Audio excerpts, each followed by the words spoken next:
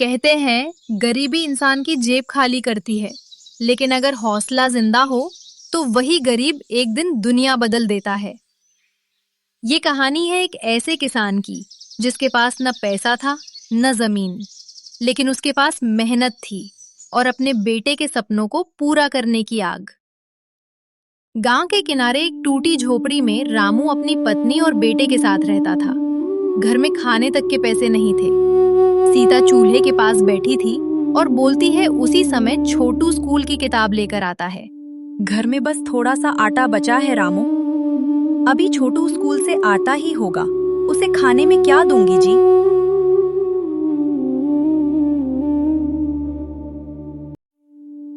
तू चिंता मत कर सीता, आज खेत मालिक से मजदूरी मांग लाऊंगा।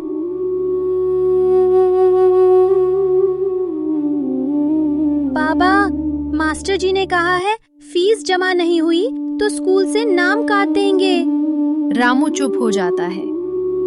एक बाप के लिए सबसे बड़ा दर्द होता है जब वो अपने बच्चे के सपनों के सामने खुद को कमजोर महसूस करे।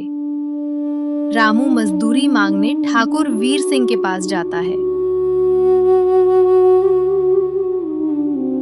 मालिक, 2 महीने की मजदूरी दे दीजिए, बच्चे की फीस भरनी है। अरे रामू, तुम गरीब लोग सपने बहुत देखते हो।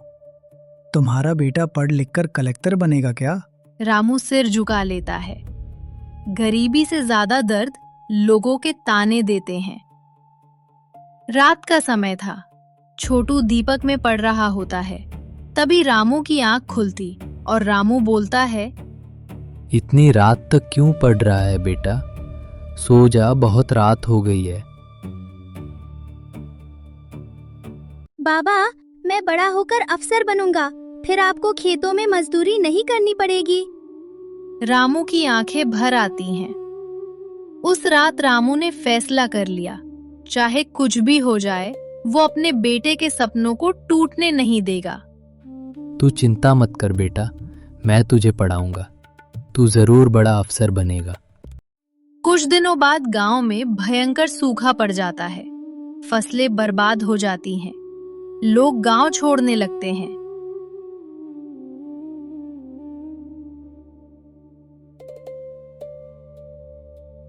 तभी छोटू उदास और भय मन से बोलता है, पापा, सब लोग गांव छोड़ के जा रहे हैं, हम लोग कहाँ जाएंगे पापा? धरती सूख चुकी थी, लेकिन रामू का हौसला अभी भी जिंदा था।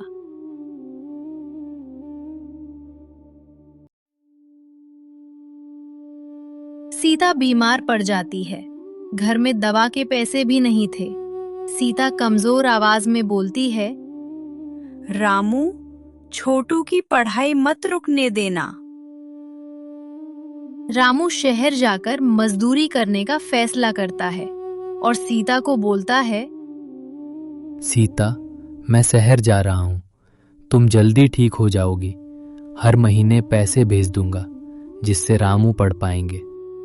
उस समय छोटू रोते हुए, बाबा, मत जाओ।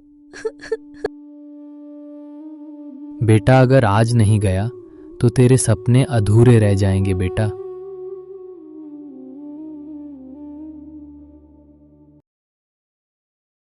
कभी कभी मजबूरी इंसान को घर से दूर कर देती है, लेकिन एक पिता का प्यार उसे आगे बढ़ाता रहता है।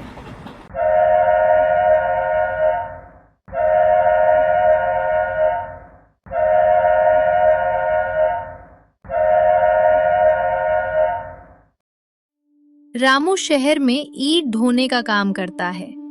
तेज धूप, भूख, दर्द, लेकिन वो हर महीने पैसे गांव भेजता रहता है। एक दिन काम करते समय रामू घायल हो जाता है। ठेकेदार उसे काम से निकाल देता है।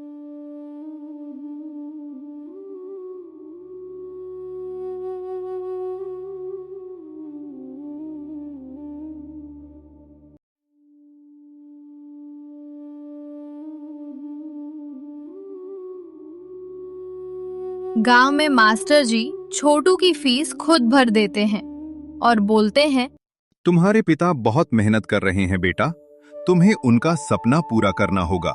दुनिया में बुरे लोग होते हैं, लेकिन अच्छे लोग भी कहीं न कहीं मौजूद रहते हैं।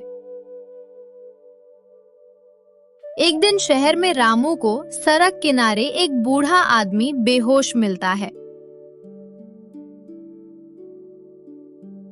रामू उसे अस्पताल पहुंचाता है। वो बूढ़ा आदमी एक बड़ा व्यापारी निकलता है। जब व्यापारी होश में आता है तो बोलता है, तुमने मेरी जान बचाई है, मैं तुम्हारी मदद करना चाहता हूँ। रामू पैसे लेने से मना कर देता है। नहीं साहब, मुझे पैसे नहीं चाहिए, मैं तो बस अपने बेटे को पढ़ाना चाहता हूँ साहब। व्यापारी उसकी सच्चाई से प्रभावित हो जाता है। व्यापारी रामू को अपने गोदाम में नौकरी दे देता है। धीरे धीरे रामू मेहनत से सुपरवाइजर बन जाता है। घर की हालत सुधरने लगती है।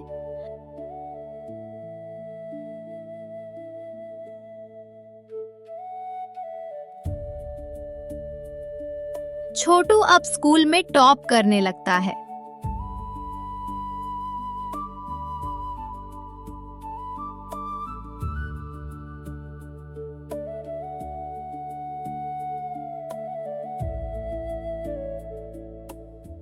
और घर आके बोलता है,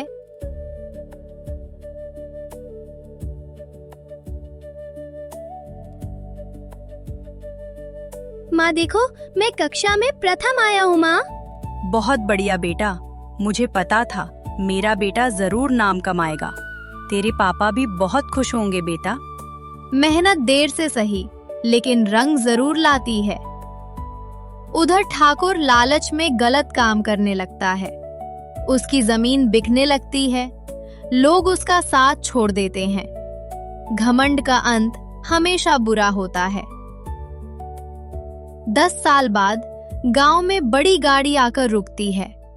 उसमें से एक अफसर उतरता है। वो छोटू होता है। पूरा गांव हैरान रह जाता है।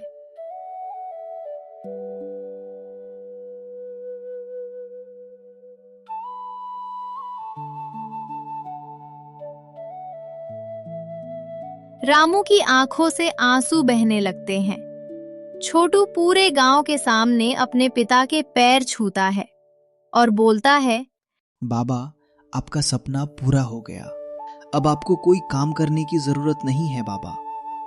मुझे पता था मेरा बेटा एकदम जरूर बड़ा आदमी बनेगा। अगर मेरे बाबा मजदूरी ना करते तो मैं आज यहाँ ना होता।